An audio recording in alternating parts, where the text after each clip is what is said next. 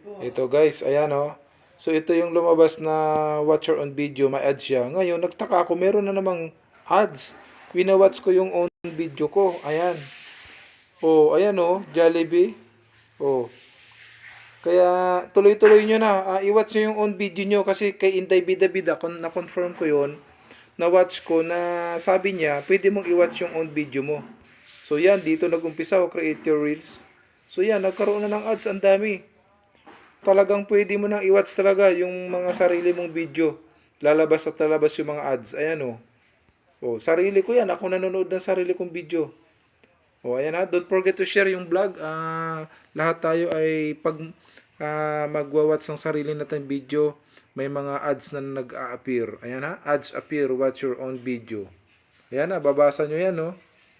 Oh, ads appear. Watch your own video. Ayan ha. Okay. God bless you. Don't forget to share. So, shout out sa Team PhilYouTuber. God bless us all.